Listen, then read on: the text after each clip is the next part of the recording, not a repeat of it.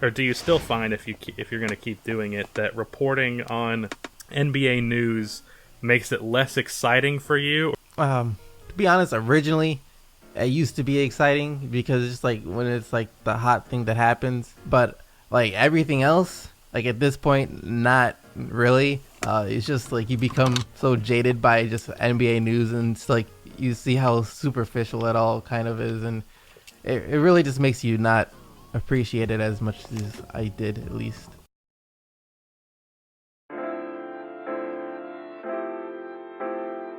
There is not a lot in this world that I love more than basketball, specifically the NBA. On the list of things I love, there is Zendaya, Hayley Williams, The Last of Us, and then the NBA. I love the NBA so much that I dedicated my entire channel to the NBA. My channel being what I spend most of my time on. And when I'm not making an NBA video, I'm probably watching an NBA video from one of the many NBA creators, or watching a game, or just playing NBA 2K. I have essentially dedicated my life to the NBA. Now, is this an attempt to fill a void of deep pain and loneliness?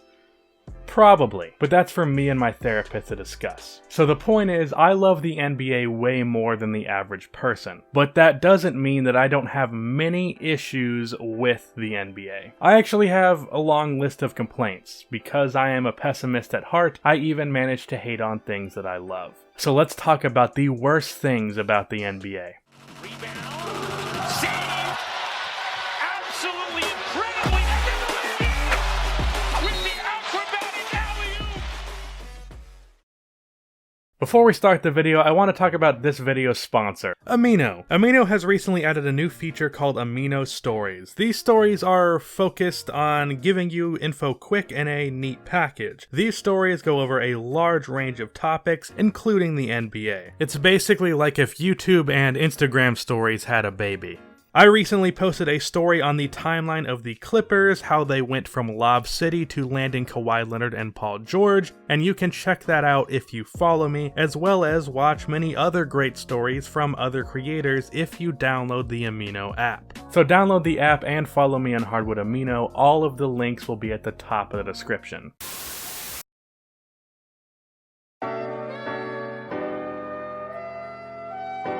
Okay, so I have a few basic gripes with the game that I think pretty much all of us can agree on, so I will just quickly get these out of the way.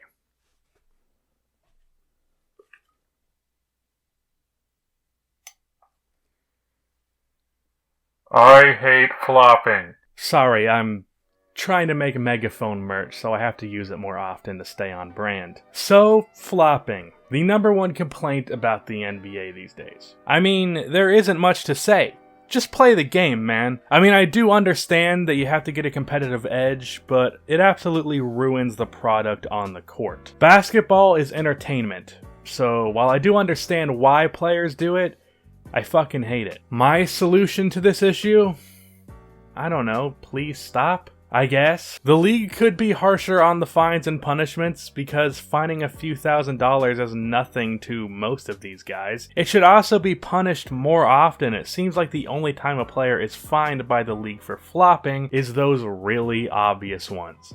The really obvious ones. Next is refs. Pretty much everyone has beef with the refs, the players, the fans, the coaches, everybody. Now I understand that being a referee is not the easiest job in the world, so I get it. All that I would ask of the NBA is that they don't go scouting for refs in homes for the blind, because it doesn't seem to be working out. But missed foul calls, or foul calls that shouldn't have been called, are just parts of the game, an annoying part but not one that you can really do anything about. At least until refs are inevitably replaced by robots, as we all will be. But until then, maybe the league should give punishment to those refs for making some bad calls. I'm not saying all of them. Do it like the league currently punishes flopping, where only the really obviously bad calls get a punishment. Maybe it could be a fine. If players get fined for complaining about the bad calls, how about the refs that make the bad calls get fined for it as well? Or some type of punishment. Also, fuck fining players for criticizing the league. That's some Soviet Russia shit. Players should be allowed to speak their mind and call out bad calls without losing money for it, even if it isn't a lot to them. It's especially annoying when a player calls out a bad call, they get fined, and then the league releases a statement saying it was a bad call. What the fuck? Anyways, those are things I think we can all agree suck, but now let's talk about some things that are more specific to me. Not that you might not also hate these things, but these are not universal amongst fans. And speaking of fans, let's talk about the fan section of this video. I hate at least 50% of NBA fans, probably more than that really. Most of the time that I am in a bad headspace in regards to the NBA, it's after some interaction that I had with a dumbass fan. So number one in the NBA fans complaint, I fucking hate people criticizing players for making a lot of money. And there are two different angles on this. The first one is fans blaming players for being overpaid. I can't tell you how many Bulls fans hate on Dwayne Wade because the Bulls overpaid him, as if it was his fault that they gave him that contract. Put yourself in Dwayne Wade's shoes. The Bulls hand you a $25 million a year contract when pretty much no one else is going to offer you that.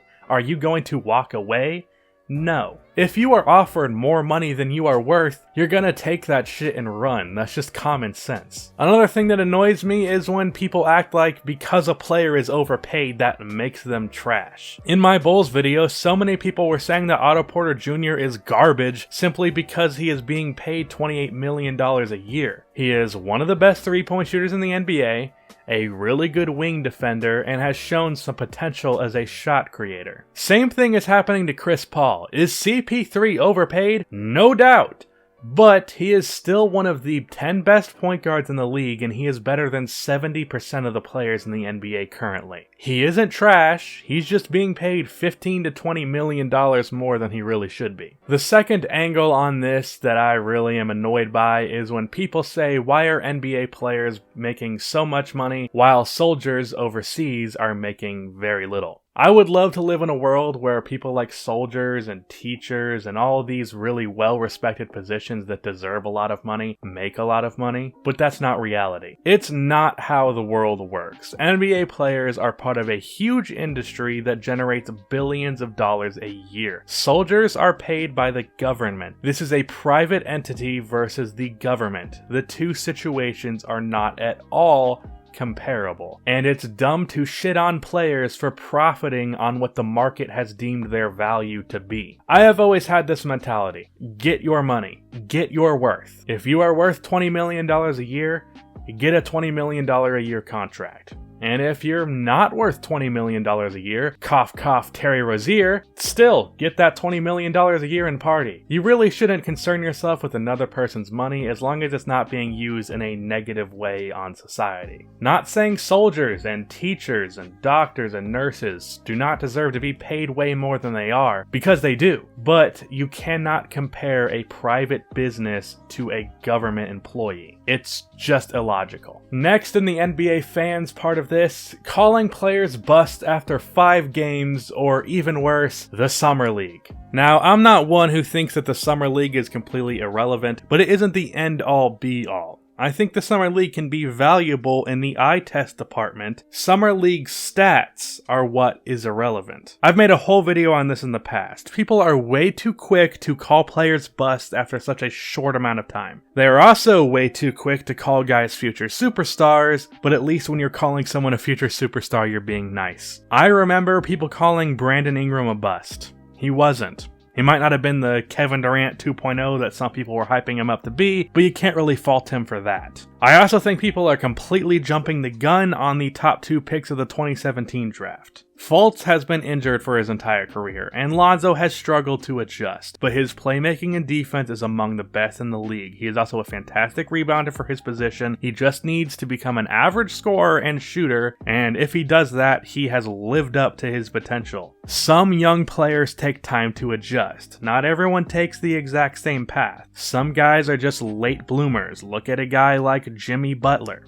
It happens all the time. The last one of the fan section is calling players who are not stars bums. That is pretty much something that only casuals do, but it still really annoys me. The lack of appreciation for role players amongst the average NBA fan base is ridiculous. Real hardcore NBA fans know that your players outside of the superstar can make a world of difference, but the less informed are not aware. Look under any Woj tweet about a role player signing somewhere and there is at least someone in there calling that player a bum, or just replying with a gif of the dude from Guardians of the Galaxy saying who. Role players are a very valuable part of every team, and fans should respect that. So that marks the end of the fan section. Now let's talk about the last 3 things that really piss me off. And we will go in order from 3 to 1. So number 3 on my most hated list, All-Star Weekend. I hate All-Star Weekend for many reasons. Most of them are not entirely the NBA's fault. The reason I can't stand All-Star Weekend is how little the players care about it. Look at the scores of an All-Star game.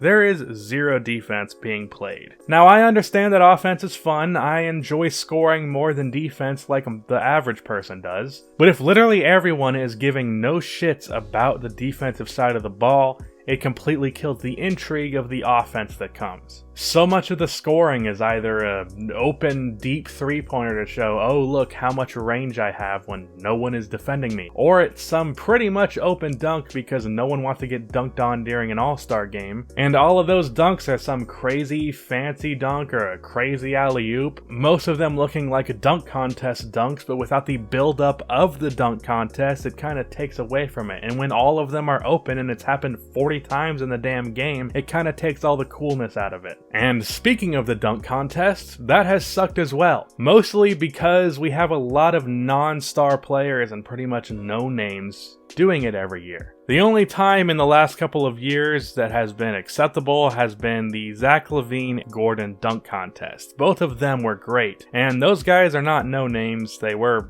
rising young stars, but I want to see star players in this thing. The NBA needs to give incentives to the players to make them more interested in playing defense in the All-Star game and participating in the dunk contest. The dunk contest shouldn't be something that the league struggles to find participants for, it should be a contest to get into it in the first place. The NBA should also add a one-on-one contest to the All-Star game, replace the skills challenge with it. Nobody gives a shit about the skills challenge. Next, the number 2 most hated thing, incompetent ass ownership. There are not many things that I hate about the NBA more, well actually, based off this list there's only one, than terrible owners ruining teams and ruining players' legacies. Teams like the Suns and the Knicks being doomed to fail because of their terrible owners, and players like LeBron James and Anthony Davis wasting years of their primes on terribly managed teams. I don't think I need to explain that too in depth. I just hate bad owners. Now, number 1